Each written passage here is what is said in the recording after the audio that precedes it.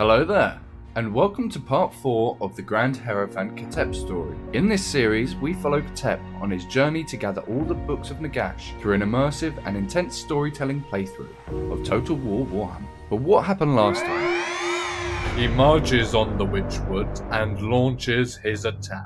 Khatep can now focus on the north and taking on a real problem. Then will be time to lower his shield. Grand Hierophant Khatep, with his newly won lands and settlements, now feels more at ease. Knowing he has some breathing space around his desert, he can concentrate on pushing forward and setting his eyes on the main real prize, the books of Nagash. Khatep must stick to the original plan and keep his eyes focused on the real objective. Something that will ultimately give him victory in this world.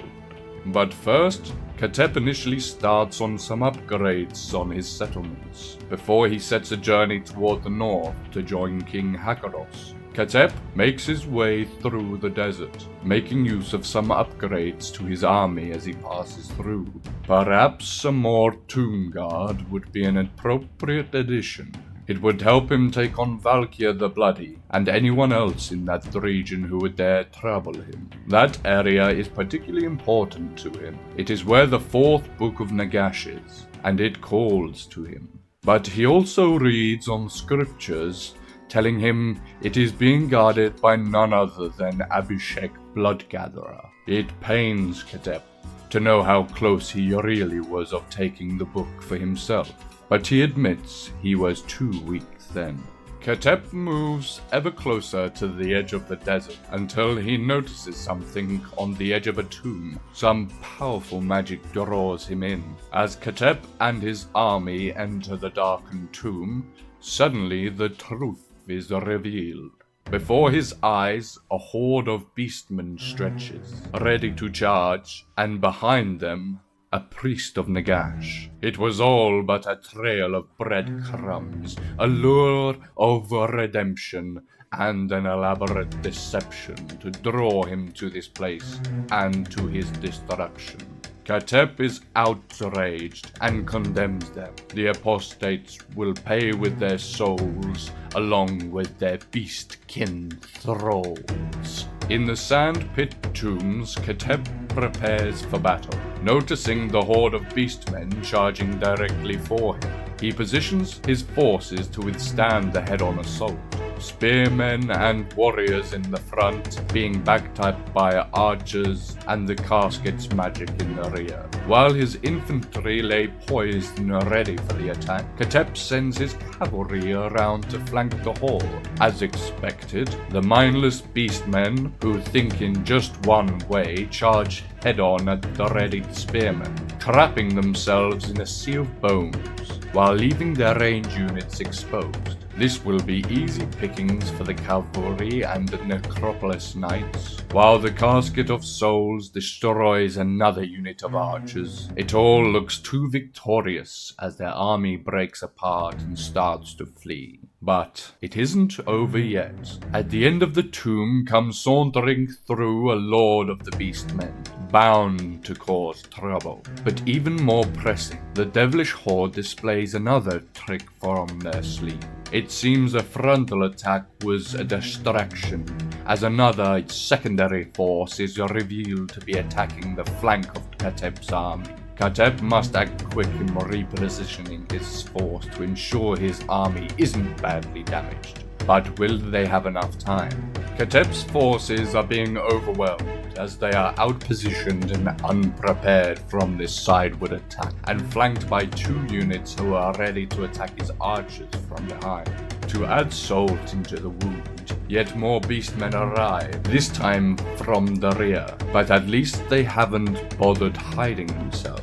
They will be a clear target for the Casket of Souls, Khatep thinks. With his army feeling compressed from the horde at multiple points, all Khatep can do is wait, and slowly whittle down the vast numbers of beastmen. Having a great mix of warlike infantry at the front, and backed up by magic and archers, and using cavalry to lead the damage taking, it isn't long before the hidden force starts to crumble, leaving only the Lord and a third wave of beastmen as threats in this battle. Their third wave arrives with monsters, as well as infantry, and proves to be a bit more challenging than the other two. It ultimately crumbles too. Khatep can now concentrate his strength of the army on taking out their lord, and thus concluding this battle. For such a minor detour in Khatep's path to the north, this proved to be more of an unexpected setback. Khatep may be victorious in defeating the beastmen, but he has lost a third of his army, a loss he cannot afford when so close to facing Valkia. But still, a victory doesn't come without any prizes, and Khatep is in need of the prizes he has received. Not only is he now able to summon a unit of Khepra guard to add to his army, but he also discovers the Leech Star, his weapon of choice, giving him much stronger magical abilities, and losing a part of his army was a worthy price to pay for such power. He can always raise more troops. With Khatep's army recovering at the edge of the desert, King Hakaros decides to venture through the mountains, setting his sights on Rakdo Gorge, without getting too close, and staying out of range of Valkia. But while armies are tiptoeing around each other in the mountains, Torox the Brass Bull rears his ugly head and declares war on Khatep. Torox controls just one settlement. With barely an army in his control, he can do nothing against the fallen might of Khatep. Khatep does find himself in a situation. He cannot leave King Hakaros in the north to face Valkia alone, but he also cannot leave his settlements unmanned in case Torox invades. Khatep decides to push north. He hopes that Torox isn't that foolish that he would lead a full-scale invasion against his territory, and look to anger him quicker. Now, Khatep has waited long enough, and dealt with too many other things rather than dealing with the biggest threat, Valkia the Bloody. As Khatep catches up with Hakaros, Hakaros pushes forward to recapture Rakdo Gorge. He spotted Gorombrindle, the White Dwarf, at the edge of the settlement, clearly examining it for its resources and ready to invade himself. But for the first time ever, someone was too slow for an undead army. Hakaros takes over the ruined settlement and begins restoring the buildings within. Alas, Valkia moves in. She closes off the pathway between Rakdo Gorge and the southern parts of the Empire, leaving Hakaros abandoned in the north. And it doesn't look like Khatep is in range to assist if battle ensues. But nonetheless, Hakaros manages to sneak past Valkia and joins with Khatep on the other side, leaving Rakdo Gorge unprotected, but creating a formidable force which Valkia must contend with. Valkia sees the opportunity and decides to raise the Rakdo Gorge and join with her Norscan dogs on the other side, creating her own reasonable power. They still ensure that they are out of reach of an attack from Khatep, but this isn't a problem. Khatep retakes Rakdo Gorge and King Hakaros reinforces him. This will leave Valkia the choice to either engage or run away. It all comes down to this. But Valkia decides to retreat for now, and obviously, seeing the power of the Tomb Kings, decides to call in more reinforcements. They are joined by another Chaos army. This one only small, but still adding to their overall power. Khatep must play this differently. He cannot take on 3 armies of Chaos and Norsca, so he decides to use an old tactic. He will see if he can entice them in by shrouding his armies and waiting in ambush. He leaves the Rakdo Gorge seemingly unprotected. He also instructs his Necrotet, Kawatamon, to use his magic to thwart the movement of Valkia. This leads Valkia's forces into a false sense of security. The armies divide and separate, with the smaller army heading to the north, Valkia's army marching towards Tomb King territory, and the Norscan army trying his luck to move in on the Rakdo Gorge. like a fly getting caught in a spider's web. Now Khatep can pick away at their forces one by one. He moves in to attack the Norscan army led by Welch, who initially flees, but it isn't enough. Khatep and Hakaros pursue him and destroy him. This is the first army destroyed and leaves Valkia totally abandoned from any reinforcements. The priests have finished researching the wisdom of the Second Dynasty. Finally, Khatep can raise yet another army. This one he has a plan for. He doesn't want to increase his power in the north, as this is under control. But what he does lack is protection from Tauruks. He raises King Wakaf to lead the army and resurrects him in the Plain of Spiders. This settlement in the desert is bountiful and filled with many fallen warriors. Khatep raises the Screaming Skulls catapults along with charioteers and an assortment of soldiers and spearmen. This will be another great force, one worthy of taking on the brass bull.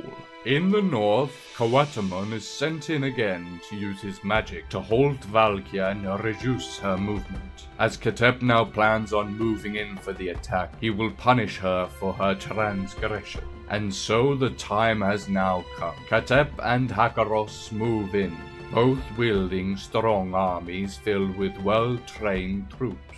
He makes his attack within the territory of Rakdo Gorge. Khatep must position his forces well, but first he awaits his reinforcements before creating an unbreakable force of skeletal might. He positions his front line, who are backed up by archers and of course his casket of souls.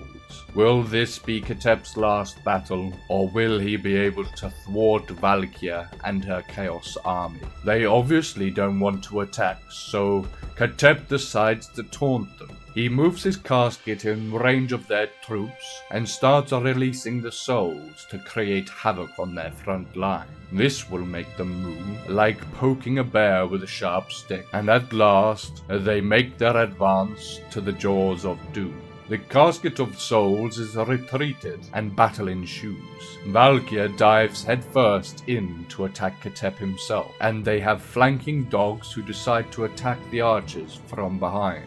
Khatep retreats and leaves King Hakaros to deal with Valkia, backing him up with magical debuffs to assist. The front line is holding out well against the Chaos Warriors, and the archers are slowly picking them away. Not without casualties, of course. Valkia's army unleashes some devastating magic of her own, claiming many Tomb King soldiers. But slowly and surely, the army of chaos starts to dwindle, allowing the Tomb King soldiers to start enveloping their enemies. And just like that, Valkia is defeated. Victory is once again Khatep's, as Valkia is sent fleeing like a cowardly dog. But Khatep has lost a great deal himself, with over 1,200 losses for his armies and the complete destruction of his cavalry. This was no easy fight. Khateps is once again sent in to block her army's movement, allowing Khatep to finish her off and send her back to the Chaos Wastes in the north. He chases her down and destroys her. Khatep does know of her vengefulness and decides the books can wait for now, for he must hunt her down and destroy her whole faction, so she cannot return to him again. More adventures await, and Khatep will journey to the north and will face her again, this time in her territory. He will bring the fight to them.